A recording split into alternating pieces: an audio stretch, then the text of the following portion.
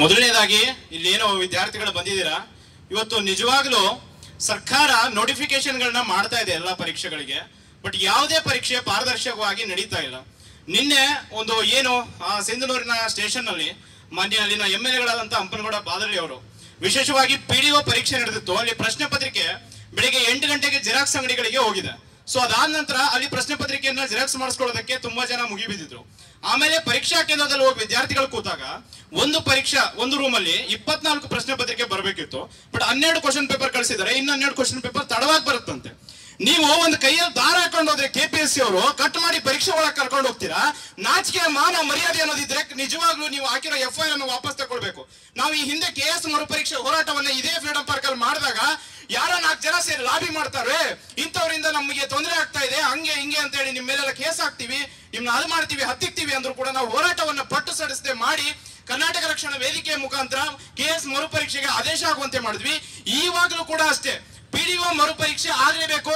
ಅದು ಯಾವ ಸ್ಟೇಷನ್ ಅಲ್ಲಿ ಕಂಪ್ಲೇಂಟ್ ಮಾಡಿದ್ದಾರೆ FIR, ನಾಳೆ ಅಲ್ಲಿ ಬರ್ತೀವಿ ನಾವು ಸಿಂಧೂರಿಗೆ. ನಮ್ಮ ಅಖಿಲ ಕರ್ನಾಟಕ ವಿದ್ಯಾರ್ಥಿ ಸಂಘಟನೆ ಎಲ್ಲ ಒಂದು ರಾಜ್ಯಾಧ್ಯಕ್ಷರಾಗಿರ್ಬೋದು, ಎಲ್ಲರೂ ಬರ್ತೀವಿ. ನೋಡೋಣ, 500 ಜನ ಕರ್ಕೊಂಡ್ ಬರ್ತೀವಿ. 500 ಜನರ ಮೇಲೂ FIR ಮಾಡಿಸಿ ನಮ್ಮ ಪ್ರಾಣ ಹೋದ್ರು ಕೂಡ 12 ಜನರ ನಾವು ಪ್ರಾಣವನ್ನು ಉಳಿಸ್ತೀವಿ, ಬಿಡಲ್ಲ. ಬಿಕಾಸ್ ಇಲ್ಲಿರೋರು ಎಲ್ಲ ವಿದ್ಯಾರ್ಥಿಗಳು, ಯಾರೋ ಗೂಂಡಾಗಳು, ಟೆರರಿಸ್ಟ್ಗಳು ಅಲ್ಲ. ಎಲ್ಲಿಂದ ಬಂದು ಕಲ್ಲೆಸ್ತಿಲ್ಲ ನಿಮ್ಮ ಮೇಲೆ, ಯಾವ ರೈಲ್ವೆ ಟ್ರೈನ್ ಮೇಲೆ ಕಲ್ಲಿಡೋನ್ನ ಬಿಡ್ತೀರಾ? ಈ ರೀತಿ 12 ಜನರ ಮೇಲೆ FIR ಆಗ್ತೀರ ಅಂದ್ರೆ ನಾಚಿಕೆ ಮಾನ ಮರ್ಯಾದೆ ಅನ್ನೋದು ಇದ್ರೆ ನಿಮ್ಗೆ ಸರ್ಕಾರಕ್ಕೆ ಅಂಡ್ KPSC ಕಾರ್ಯದರ್ಶಿ ಅಧ್ಯಕ್ಷರು ಎಲ್ಲರಿಗೂ ಕೂಡ ರಾಜೀನಾಮೆ ಕೊಟ್ಟು ಮನೆಗೆ ಹೋಗ್ರಿ. ನಿಮ್ಮಂತ ಕಚಡ ನನ್ನ ಮಕ್ಕಳಿಂದ ಇಲ್ಲಿ ಇರುವಂತ ಎಲ್ಲ ವಿದ್ಯಾರ್ಥಿಗಳಿಗೆ ಎಷ್ಟು ನೋವಾಗ್ತಾ ಇದೆ ಅಂದ್ರೆ 8 ವರ್ಷದಿಂದ ಲೈಬ್ರರಿ ಫೀಸ್ ಕಟ್ಕೊಂಡು ಎಲ್ಲ ಇಂದಿರಾ ಕ್ಯಾಂಟೀನ್ ಊಟ ಮಾಡ್ಕೊಂಡು ಓದಿ ಪರೀಕ್ಷೆ ಬರೆದ್ರೆ ಪೇಪರ್ ಲೀಕ್ ಮಾಡ್ತೀರ ಅಂದ್ರೆ ನಾಚಿಕೆ ಮನೆ ಮರಿದಿಲ್ವಾ ನಿಮ್ಗೆ? ಪ್ರಶ್ನೆ ಪತ್ರಿಕೆ ಲೀಕ್ ಆಗಿರೋ ಸಮರ್ಥನೆ ಮಾಡ್ಕೊಳ್ಳೋಕೋಸ್ಕರ ಆ ಬಸವರಾಜ್ ತಡ್ಕಲ್ ಅನ್ನೋ ಒಬ್ಬ ಪ್ರೊಫೆಸರ್ 12 ಜನ ವಿದ್ಯಾರ್ಥಿಗಳ ಮೇಲೆ ಕೇಸ್ ಹಾಕಿದಾರಲ್ಲ, ಈಗ ಅವ್ರ ಭವಿಷ್ಯವನ್ನು ಕೊಡಿ, ನಾಳೆ ಅವ್ರ ಮೇಲೆ ಕೇಸ್ ಮಾಡಿಸ್ತೀವಿ ನಾವು. ಅಟ್ರಾಸಿಟಿ ಬರ್ಲಿ, ಬಂದು ಏನ್ ಮಾತಾಡ್ತಾನೆ ಮಾತಾಡ್ಲಿ, ನಮಗೆ ನ್ಯಾಯ ಬೇಕು. KPTC ಎಕ್ಸಾಮ್ ಆಗ್ಬೇಕು ಸ್ಪರ್ಧಾತ್ಮಕ ಪರೀಕ್ಷೆ ಮೂಲಕ. ಅಂಡ್ ಇನ್ನೊಂದು PDO ಮರುಪರೀಕ್ಷೆ ಆಗಬೇಕು. HK ಪ್ರಶ್ನೆ ಪತ್ರಿಕೆ ಏನು ಸೋರಿಕೆ ಆಗಿದೆ, ಅದು ಯಾರ್ಯಾರು ಅದಕ್ಕೆ ಕಾರಣೀಕರ್ತರಾಗಿದ್ದಾರೆ ಎಲ್ಲರ ಮೇಲೂ ಕೂಡ ಕ್ರಮ ಆಗಬೇಕು. ಅಂಡ್ ಎಲ್ಲರೂ ಕೂಡ ಸಸ್ಪೆಂಡ್ ಮಾಡಬೇಕು. ಇನ್ನು ಮುಖ್ಯವಾಗಿ ಇವತ್ತೇನಾದ್ರೂ FIR ತಗೊಳ್ಳೋದ್ರ ಬಗ್ಗೆ ತೀರ್ಮಾನ ಆಗ್ಲಿಲ್ಲ ಅಂದ್ರೆ ನಾವು ಅನಿರ್ದಿಷ್ಟ ಅವಧಿವರೆಗಾಗಿ ಇಲ್ಲೇ ಉಪವಾಸ ಸತ್ಯಾಗ್ರಹವನ್ನ ಕೊಡ್ತೀವಿ. ನಮ್ಮ ಪ್ರಾಣ ಹೋದ್ರೂ ಪರವಾಗಿಲ್ಲ, 12 ಜನರ ಮೇಲೆ FIR ಹೋಗ್ಬೇಕು. ಅದರಲ್ಲಿ ಒಬ್ಬ ವಿದ್ಯಾರ್ಥಿ ಈಗ ಆಲ್ರೆಡಿ BMTC ವೆರಿಫಿಕೇಶನ್ ಆಗಿದೆ ಒಂದು ಜಾಬ್.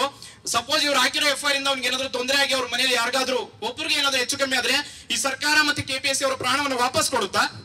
ಆದ್ರಿಂದ ಈ ಮುಂದೆ ಯಾವುದೇ ರೀತಿಯಾದಂತ ವಿದ್ಯಾರ್ಥಿಗಳ ಹೋರಾಟ ನಡೆದ್ರು ಕೂಡ ಹತ್ತಿಕ್ಕುವಂತ ಕೆಲಸ ಏನಾದ್ರು ಸರ್ಕಾರದಿಂದ ಅಥವಾ KPSC ಇಂದ ನಡೆದ್ರೆ ನಾವಂತರೂ ಸುಮ್ಮನೆ ಇರಲ್ಲ. ಖಂಡಿತವಾಗಿ ಇನ್ನು ದೊಡ್ಡ ಮಟ್ಟದಲ್ಲಿ ಹೋರಾಟ ರೂಪಿಸ್ತೀವಿ. ಇಡೀ ರಾಜ್ಯಾದ್ಯಂತ ಪ್ರತಿ ಜಿಲ್ಲಾ ಕೇಂದ್ರಗಳಲ್ಲೂ ಕೂಡ ಹೋರಾಟ ನಡೆಯುತ್ತೆ. ಇದಕ್ಕೆ ನಮ್ಮ ಅಧ್ಯಕ್ಷರಾದ ಕಾಂತಕುಮಾರ್ ಅವರು ಕೂಡ ಬೆಂಬಲವನ್ನು ಕೊಡ್ತಾರೆ ಅಂತ ಹೇಳ್ತೀನಿ. ಅಂಡ್ ಇಲ್ಲಿ ಬಂದಿರೋ ಎಲ್ಲ ವಿದ್ಯಾರ್ಥಿಗಳಿಗೂ ಹಾಗೂ ಮಾಧ್ಯಮ ಮಿತ್ರರಿಗೂ ಧನ್ಯವಾದಗಳು.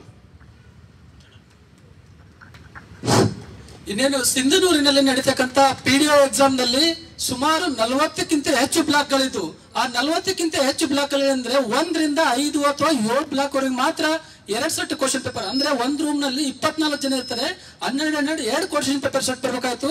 ಆ 7-8 ರೂಮಿಗೆ ಮಾತ್ರ ಹೋಗಿದೆ. ಉಳುಕಿದೆ ಮೋರ್ ದನ್ 80% ರೂಮ್ಗೆ, ಅಂದ್ರೆ ಒಂದು ಸುಮಾರು 30 ರೂಮ್ಗೆ ಒಂದೇ ಸೆಟ್ ಕ್ವಶನ್ ಪೇಪರ್ ಬಂದಿದೆ. ನಾನು ನನ್ನ ರೂಮ್ ನಂಬರ್ ಇತ್ತು, ನೋಡಿದೆ, ಯಾಕೆ sir question paper already bell ಆಗಿತ್ತು, ಕ್ವಶನ್ ಪೇಪರ್ ಕೊಡ್ಬೇಕಿತ್ತು, ಕೊಡ್ಲಿಲ್ಲ ಸರ್. ಟೈಮ್ ಆಗಿದೆ, 10 ನಿಮಿಷ ಆಗಿದೆ, ಇನ್ನೊಂದು ಕ್ವಶನ್ ಪೇಪರ್ ಬಂದಿಲ್ಲ. ಕ್ವಶನ್ ಪೇಪರ್ ಯಾವಾಗ ಕೊಡ್ತೀರಿ ಅಂದ್ರೆ ಅವ್ರ ರೂಮ್ ಸೂಪರ್ವೈಸರ್ ಹೇಳ್ತಾರೆ, ಕ್ವಶನ್ ಪೇಪರ್ ಬಂದಿಲ್ಲ, ನಾವೇನ್ ಮಾಡೋಣ, ಬಂದ್ರೆ ಕೊಡ್ತೀವಿ, ಬರ್ಲಿಲ್ಲ ಅಂದ್ರೆ ಇಲ್ಲ, ನಾವೇನ್ ಮಾಡೋಣ ಅದಕ್ಕೆ ಅಂತ ಹೇಳ್ತಿದ್ರೆ. ಅಂದ್ರೆ ಇದು ಯಾರು ಬೇಜವಾಬ್ದಾರಿ? ನಾವು ಪ್ರಶ್ನೆ ಮಾಡೋದಕ್ಕ ನಮ್ ರೂಮ್ ಪಕ್ಕದ ರೂಮ್ ಅಲ್ಲಿ ಆಲ್ರೆಡಿ ಎಕ್ಸಾಮ್ ಬರೀತಾ ಇದಾರೆ, ನಾವು ಕಿಟಕಿಯಲ್ಲಿ ನೋಡ್ತಾ ಇದೀವಿ. ಅವ್ರ ಕ್ವಶನ್ ಪೇಪರ್ ನ ಓಪನ್ ಮಾಡ್ಬಿಟ್ಟು ಎಕ್ಸಾಮ್ ಬರೀತಾ ಇದಾರೆ. ನಮ್ಗೆ ಕ್ವಶನ್ ಪೇಪರ್ ಬಂದಿಲ್ಲ ಸರ್. ಯಾಕೆ ಕ್ವಶನ್ ಪೇಪರ್ ಬಂದಿಲ್ಲ ಅಂದ್ರೆ ನಾವೇನ್ ಮಾಡೋಣ ಸರ್, ಕ್ವಶನ್ ಪೇಪರ್ ಬಂದಿಲ್ಲ ಅಂತಂದ್ರೆ. ಅಷ್ಟರಲ್ಲಿ ನಾವು ಹೊರಗಡೆ ಬಂದು ನೋಡ್ತೀವಿ, ಸುಮಾರು ರೂಮ್ಗಳಿಗೆ ಕ್ವಶನ್ ಪೇಪರ್ ಒಂದೇ ಬಂಡಲ್ ಬಂದಿದೆ. ಕೆಲವೊಂದು ರೂಮ್ಗಳಿಗೆ ಏನ್ ಮಾಡಿದ್ದಾರೆ, ಕ್ವಶನ್ ಪೇಪರ್ ನ ಓಪನ್ ಮಾಡ್ಕೊಂಡ್ ಬಂದಿದ್ದಾರೆ. ಆ ಕ್ವಶನ್ ಪೇಪರ್ ಓಪನ್ ಮಾಡ್ಬೇಕಾಗಿತ್ತಂತಂದ್ರೆ ವಿದ್ಯಾರ್ಥಿಗಳ ಕ್ಯಾಂಡಿಡೇಟ್ ನ ಸಿಗ್ನೇಚರ್ ತಗೊಂಡು ಓಪನ್ ಮಾಡಬೇಕು, ಅದನ್ನ ಹಾಗೆ ಓಪನ್ ಮಾಡ್ಕೊಂಡ್ ಬಂದಿದ್ದಾರೆ. ಒಂದು ರೂಮ್ ನಲ್ಲಿ ಒಬ್ಬ ವಿದ್ಯಾರ್ಥಿ ಪ್ರಶ್ನಿಸುತ್ತಾನೆ, ಸರ್ ಕ್ವಶನ್ ಪೇಪರ್ ನ ವಿದ್ಯಾರ್ಥಿಗಳ ಸಮ್ಮುಖದಲ್ಲಿ ಸಿಗ್ನೇಚರ್ ತಗೊಂಡು ಓಪನ್ ಮಾಡ್ಬೇಕು, ನೀವು ಓಪನ್ ಮಾಡ್ತಿತ್ತಂದ್ರಲ್ಲ ಯಾಕೆ ಅಂತಂದ್ರೆ ಅದನ್ನೆಲ್ಲ ನೀನೇನ್ ಕೇಳ್ತೀಯ ಅಂತೇಳಿ ಕ್ವಶನ್ ಮಾಡ್ತಾ ಇದ್ರೆ. ಸೊ ಇದನ್ನೆಲ್ಲ ಪರಿಗಣಿಸೋದ್ರಲ್ಲಿ ನಾವು ನೋಡ್ತಾ ಏನಾಯ್ತಂದ್ರೆ ಅಷ್ಟರಲ್ಲಿ ಎಲ್ಲಾ ವಿದ್ಯಾರ್ಥಿಗಳು ಹೊರಗಡೆ ಬಂದು ಪ್ರತಿಭಟನೆ ಮಾಡ್ತಾ ಇದ್ವಿ. ನಾವು ಅವ್ರ ಜೊತೆ ಸೇರಿ ಪ್ರತಿಭಟನೆ ಮಾಡ್ತಾ ಅಲ್ಲಿ ಸಿಂಧನೂರು ಮತ್ತು ಕುಷ್ಟಗಿ ರಸ್ತೆಯಲ್ಲಿ ತಡೆದು ನಾವು ಪ್ರತಿಭಟನೆ ಮಾಡ್ತಾ ಇದೀವಿ. ಮೀಡಿಯಾ ಜೊತೆ ಮಾತಾಡಿದ್ವಿ, ಏನ್ ಇನ್ಸಿಡೆಂಟ್ ಆಗಿದೆ ಅಂತ ಎಲ್ಲ ಹೇಳಿದ್ವಿ. ಸೊ ಅದನ್ನ ಮಾಡೋದಕ್ಕೆ ಸುಮಾರು ಜನ ಮಾತಾಡಿದೀವಿ, ಸುಮಾರು ಜನ ಪ್ರಶ್ನೆ ಮಾಡಿದೀವಿ. ನಾವು ಪ್ರತಿಭಟನೆ ಮಾಡೋ ಹಕ್ಕೇ ಇಲ್ವಾ ನಮ್ಗೆ? ನಾವು ಪ್ರತಿಭಟನೆ ಮಾಡಬಾರ್ದ? ನಮ್ಗೆ ಪ್ರತಿಭಟನೆ ಮಾಡೋ ಹಕ್ಕೇ ಇಲ್ವಾ? ಈಗ ಆಗಿದೆ ಅಂತಂದ್ರೆ ಅವರು ನಮ್ಗೆ ಏನ್ ಮಾಡ್ತಾರೆ, ನಮ್ಮ ಮೇಲೆ FIR ಮಾಡಿದ್ದಾರೆ. ಸುಮಾರು 12 ಜನ, ನನ್ನನ್ನು ಸೇರಿಸಿ 12 ಜನ ಮೇಲೆ FIR ಮಾಡಿದ್ದಾರೆ. ಪ್ರಶ್ನೆ ಮಾಡೋದಕ್ಕೆ FIR ಮಾಡ್ತಾರೆ. ನೀವು ನಿಮ್ಮ ಮಕ್ಕಳ ಹತ್ರ ಹಿಂಗೆ ಮಾಡ್ತೀರಾ? ಆಫೀಸರ್ ನಿಮ್ಗೆ ನಾಚಿಕೆ ಬರಲ್ವಾ? ನಾ ಸುಮಾರು 2018ರಿಂದ ಇವತ್ತಿನ ತನಕ ಓದ್ತಿದ್ದೀನಿ. FIR ಅಂದ್ರೆ ಗೊತ್ತಿಲ್ಲ ನಮ್ಗೆ. ನಮ್ಮ ತಂದೆ ತಾಯಿಗಳಿಗೆ FIR ಅಂದ್ರೆ ಗೊತ್ತಿಲ್ಲ ನಿಮ್ಗೆ. ಇವತ್ತು ಏನ್ ಮಾಡ್ಬೇಕು ಗೊತ್ತಾಗ್ತಲ್ಲ. ನನ್ನ ಜೊತೆಯಲ್ಲಿ ಎತ್ತಕ್ಕಂತಾರ ಸರ್, 3 ಜನ ವಿದ್ಯಾರ್ಥಿಗಳು ವೆರಿಫಿಕೇಶನ್ ಹೋಗಿದ್ದಾರೆ. ಆದ್ರೆ ಇವಾಗ ಏನ್ ಮಾಡ್ಬೇಕು ಸರ್? ನಮಗೆಲ್ಲ ಸರ್ FIR ತೆಗಿಬೇಕಷ್ಟೇ. PDO ಎಕ್ಸಾಮ್ ಆಗ್ಬೇಕು. ನಾವ್ ಯಾರ ಮುಖಾಂತರ ಮಾಡೋಣ? ಕಾಂಗ್ರೆಸ್ ಅವ್ರು ಮಾತಾಡ್ತೀವಿ, ನೆಕ್ಸ್ಟ್ ಅವ್ರು ಬನ್ನಿ ಮಾತಾಡೋಣ ಅಂತಂದ್ರೆ ನಾವ್ ಏನ್ ಮಾಡಿ ಸರ್? ನಾವ್ ಏನ್ ತಪ್ಪು ಮಾಡಿ ಪ್ರತಿಭಟನೆ ಮಾಡಿದ್ರೆ ತಪ್ಪ? ನಮ್ದು ಪ್ರತಿಭಟನೆ ಮಾಡಕ್ ಹಕ್ಕ ಇಲ್ವಾ? ಈ ಸರ್ಕಾರಕ್ಕೆ ಗೊತ್ತಾಗಲ್ವಾ? KPSC ಪದೇ ಪದೇ ಹೀಗೆ ಮಾಡ್ತದೆ. ಇದಕ್ಕೆ ಯಾರು ಮಾಡಿ ಸರ್? ಪ್ಲೀಸ್ ನಮ್ಗೆ ನ್ಯಾಯ ಕೊಡಿಸ್ಬೇಕು ಸರ್. ನ್ಯಾಯ ಕೊಡಿಸ್ಲಾದ್ರೆ ನಾವು ಸಾಯುವವರೆಗೆ ಇಲ್ಲೇ ಕುಂತು ಹೋರಾಟ ಮಾಡ್ತೀವಿ ಸರ್. ಧನ್ಯವಾದಗಳು ಸರ್.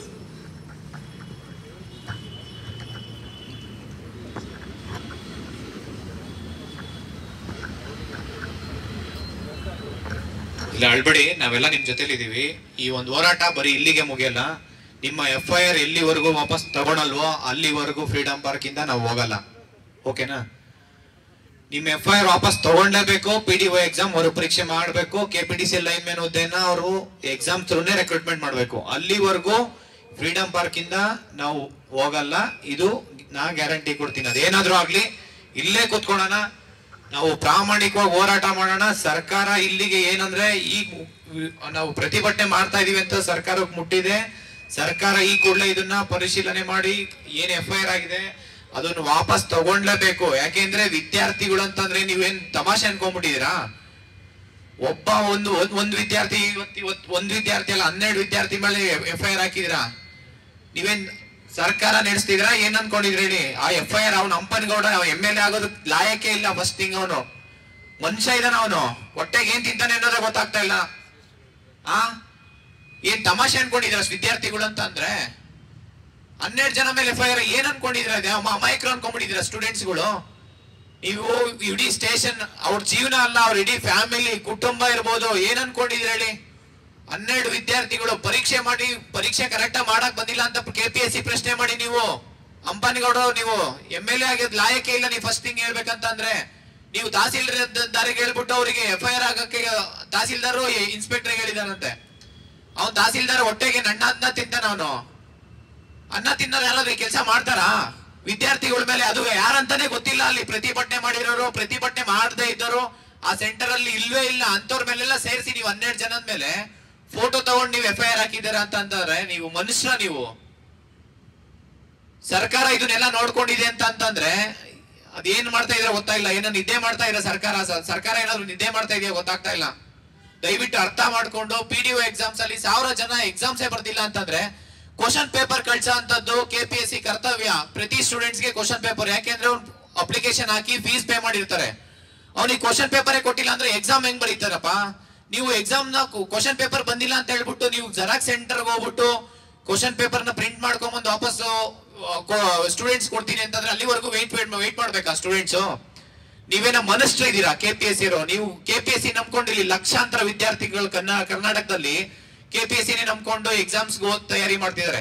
1 ವರ್ಷ ಇಲ್ಲ 10 ವರ್ಷ ಆದ್ರೂ ಇಲ್ಲೇ ಎಕ್ಸಾಮ್ ಪ್ರಿಪೇರ್ ಆಗ್ತಿರ್ತಾರೆ. ಅದನ್ನ ನೋಡ್ಕೊಂಡು ನೀವು ಒಂದು ಎಕ್ಸಾಮ್ಸ್ ಕರೆಕ್ಟ್ ಆಗಿ ಮಾಡ್ತಾ ಇಲ್ಲ ಅಂತಂದ್ರೆ KS ಎಕ್ಸಾಮ್ಸ್ ಅದೇ ರೀತಿ ಮಾಡಿದ್ರಿ, CT ಎಕ್ಸಾಮ್ ಮಾಡಿದ್ರಿ, ಅದನ್ನು ಹಿಂಗೆ ಮಾಡಿದ್ರಿ, PDO ಎಕ್ಸಾಮ್ ಮಾಡಿದ್ರಿ. ಇಡೀ ಕರ್ನಾಟಕದಲ್ಲಿ ಮಾಡಿಲ್ಲ ನೀವು PDO ಎಕ್ಸಾಮ್ಸ್. ಬರೀ 7 ಡಿಸ್ಟ್ರಿಕ್ಟ್ ಅಲ್ಲಿ ನೀವು PDO ಎಕ್ಸಾಮ್ಸ್ ನಡ್ಸಕ್ ಬಂದಿಲ್ಲ ಅಂತಂದ್ರೆ ನಿಮ್ದೊಂದು ಕಾನ್ಸ್ಟಿಟ್ಯೂಷನ್ ಬಾಡಿನ ಅದು? ಅದ್ರಲ್ಲಿ 10 ಜನ ಮೆಂಬರ್ಸ್ ಬೇಕಾ? 10 ಜನ ಎಂಪ್ಲಾಯೀಸ್ ಬೇಕಾ ನಿಮ್ಗೆ? ಅವಶ್ಯಕತೆ ಏನಕ್ಕೆ? ಅಷ್ಟು ರಿಸರ್ವ್ಸ್ ಕೊಟ್ಟಿದೆ ಗೌರ್ಮೆಂಟ್ ನಿಮ್ಗೆ.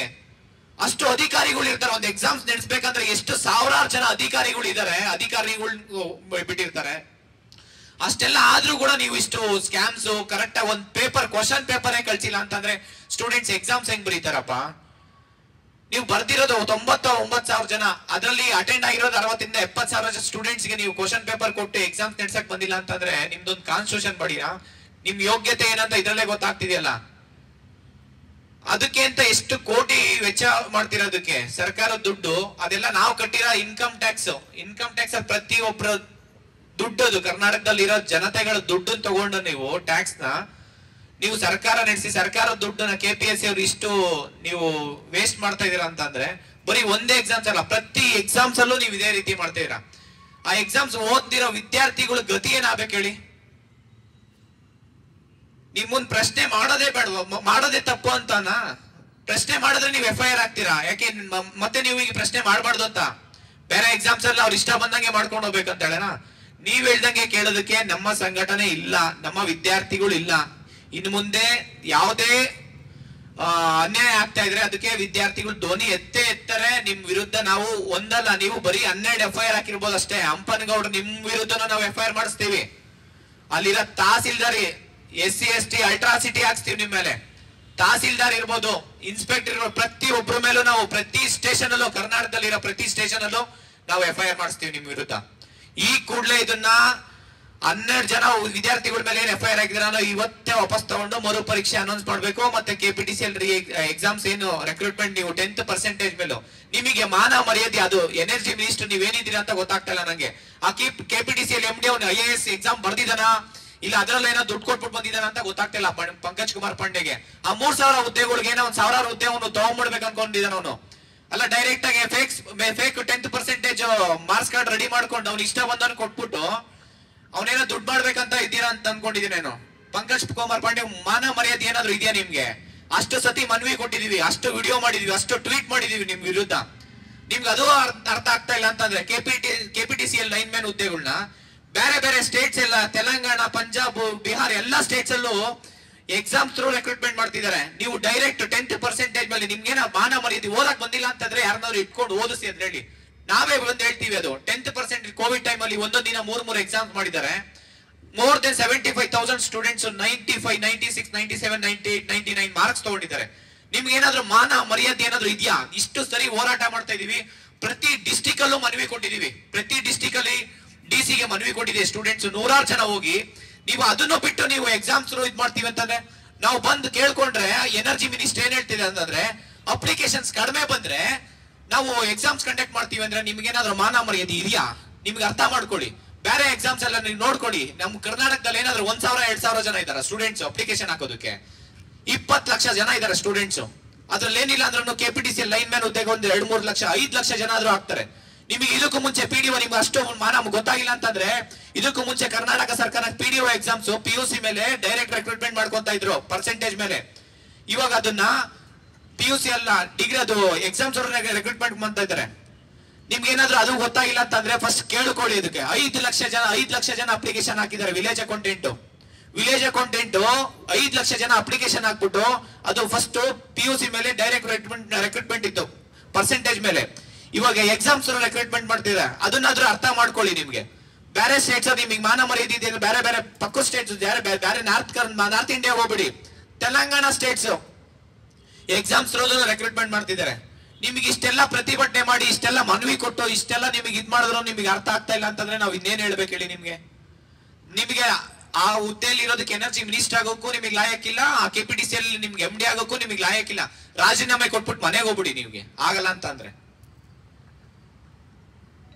ನಾವು ಈ ಒಂದು ಡಿಮ್ಯಾಂಡ್ಸ್ ಏನಿದೆ ಅದನ್ನ ಫುಲ್ಫಿಲ್ ಮಾಡೋವರೆಗೂ ನಾವು ಇಲ್ಲೇ ಕುತ್ಕೊಂಡು ಪ್ರತಿಭಟನೆ ಮಾಡ್ತೀವಿ. ಅದು ಶಾಂತಿಯುತವಾಗಿ, ಅದು ಎಷ್ಟು ದಿನ ಆದ್ರೂ ಪರವಾಗಿಲ್ಲ. 12 ಜನದ FIR ವಾಪಸ್ ತಗೊಬೇಕು. PDO ಎಕ್ಸಾಮ್ಸ್ ಏನಿದೆ ಅದನ್ನ ಮರುಪರೀಕ್ಷೆ ಮಾಡ್ಲೇಬೇಕು. KPTCL ಲೈನ್ ಮ್ಯಾನ್ ಹುದ್ದೆನ ಅದನ್ನ ಡೈರೆಕ್ಟ್ ಪರೀಕ್ಷೆ ಮುಖಾಂತರನೇ ನೇಮಕಾತಿ ಮಾಡಬೇಕು. ಯಾಕೆಂದ್ರೆ ಲಕ್ಷಾಂತರ ವಿದ್ಯಾರ್ಥಿಗಳು ನಿಮ್ಗೆ ಕಾಣಿಸ್ತಾ ಇಲ್ವಾ? ನಿಮ್ಗೆ ದಯವಿಟ್ಟು ಅರ್ಥ ಮಾಡ್ಕೊಂಡು ಈ ಒಂದು ಎಕ್ಸಾಮ್ಸ್ ಎಲ್ಲಿವರೆಗೂ ನಮಗೆ ಇದು ಮಾಡಲ್ವೋ ಅಲ್ಲಿವರೆಗೂ ನಾವು ಹೋರಾಟ ಕಂಟಿನ್ಯೂ ಮಾಡ್ತೀವಿ. ಇಡೀ ಕರ್ನಾಟಕದ ಪ್ರತಿ ಡಿಸ್ಟಿಕ್ ಅಲ್ಲೂ ಇವತ್ತು ಪ್ರತಿಭಟನೆ ಮಾಡ್ತಿದ್ದಾರೆ, ಪ್ರತಿ ಡಿಸ್ಟಿಕ್ ಅಲ್ಲೂ ಮನವಿ ಕೊಡ್ತಾ ಇದ್ದಾರೆ DC ಗೆ. ಇದು ನಾವು ಈ ಒಂದು ಹೋರಾಟನ ಇಲ್ಲಿಗೆ ನಿಲ್ಸಲ್ಲ, ಕಂಟಿನ್ಯೂ ಮಾಡ್ತೀವಿ ಅಂತ ಹೇಳಕ್ ಇಷ್ಟಪಡ್ತೀನಿ.